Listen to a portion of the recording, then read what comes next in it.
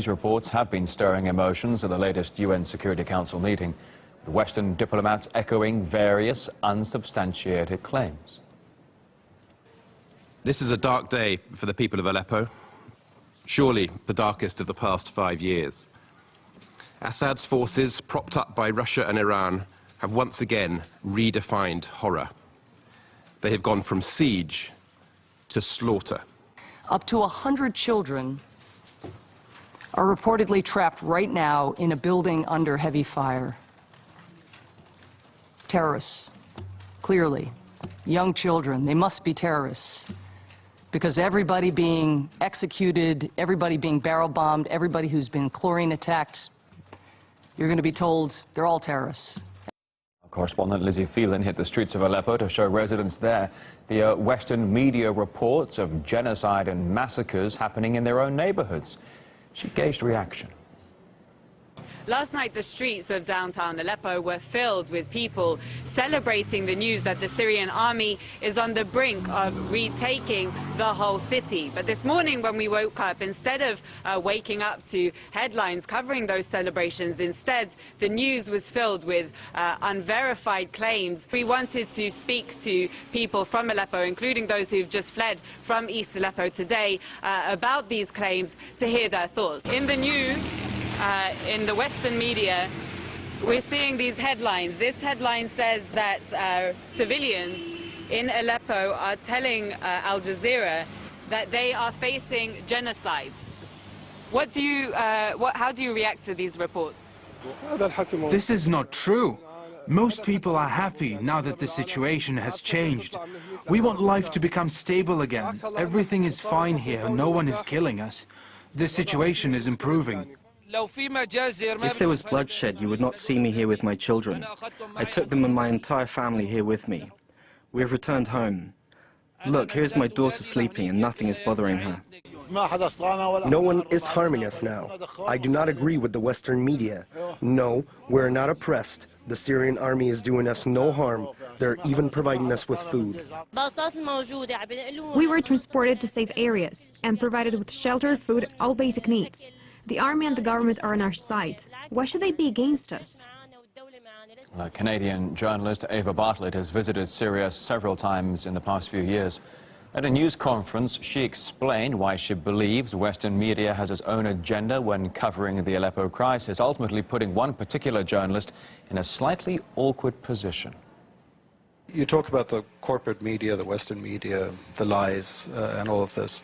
Could you explain what you think might be the agenda from us in the Western media, and why we should lie, why the international organizations on the ground should lie? So, international organizations on the ground. Tell me which ones are on the ground in eastern Aleppo.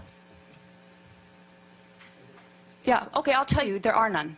These organizations are relying on the Syrian Observatory for Human Rights, which is based in Coventry, UK, and which is one man. They're relying on compromised groups like the White Helmets, which, let's talk about the White Helmets. The White Helmets were founded in 2013 by a British ex-military officer. They have been funded to the tune of $100 million by the US, UK, and Europe, and other states. They purport to be rescuing civilians in eastern Aleppo and Idlib, yet no one in eastern Aleppo has heard of them. And I say no one, bearing in mind that now 95% of these areas of eastern Aleppo are liberated. The White Helmets purport to be neutral, yet they can be found carrying guns and standing on the dead bodies of Syrian soldiers. And their video footage actually contains children that have been recycled in different reports. So you can find a girl named Aya who turns up in a report in month, say, August, and she turns up in the next month in 2 different locations. So they are not credible. The SOHR is not credible. Unnamed activists are not credible. Once or twice, maybe, but every time, not credible. So your sources on the ground, you don't have them. The agenda of some corporate media, it is the agenda of regime change. In 2014, the Syrian people held elections. They see the problem as terrorism. They see elements of problems in the system that they have there. But President Assad, they don't see as the problem. They actually overwhelmingly support him. So I'm basing it on their choice in their leader, and I'm basing it on my interactions with people in Syria. Well, the former UN spokesperson for Iraq, Saeed Erekat, told us there's nothing new about using unverified sources. I was a United Nations spokesman in Iraq for many, many years. And I remember when we would have not verifiable allegations, that's what we would call it. If you cannot say or name these sources, you are doing a tremendous disservice to the public and to the world at large. The media has been all along, trumpeting up allegations that they really have. Let's say, when was the last time a CNN crew was in eastern Aleppo to really know what's going on? They all depend on these unverifiable sources. So all along, the editorial, with few exceptions, let's say the editorial pages, whether it's the Washington Post or the New York Times, with varying degrees, or other major outlets, have taken the side of the opposition. RT has spoken exclusively to the Syrian President Bashar al-Assad about the liberation of Aleppo. Here's a quick preview of the interview. It was the first time Bashar al-Assad spoke to the media since the Syrian army's decisive advance in Aleppo. The president pledged to push forward until the government regained the full control of the city, and he questioned the Western calls for a nationwide ceasefire. We hear Western powers asking Russia and Iran repeatedly to put pressure on you to, as they put it, stop the violence. And just recently, 6 Western nations, in an unprecedented message, they asked Russia and Iran again to put pressure on you, asking for a ceasefire in Aleppo. Yeah. Will you go for it? At the time when your army was progressing, they were asking for a ceasefire. It's always important in politics to read between the lines, not to be literal. It doesn't matter what they ask.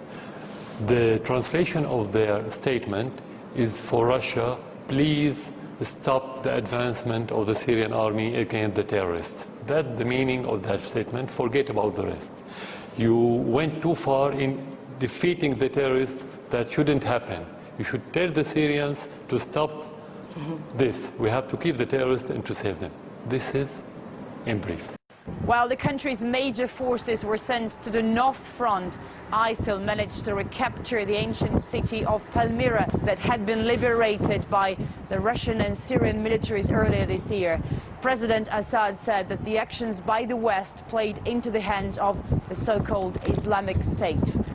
Palmyra is in another troubled region now, and it's now taken by ISIS or ISIL.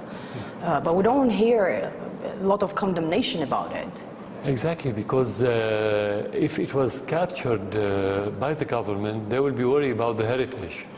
If we liberate Aleppo from the terrorists, there would be, the Western officials and the mainstream media, they're going to be worried about the civilians. They're not worried when the opposite happens, when the terrorists killing those civilians or attacking Palmyra and start destroying the human heritage, not only the Syrian heritage. Exactly, you are right, because ISIS, if you look at the timing of the attack, is related to what's happening in Aleppo.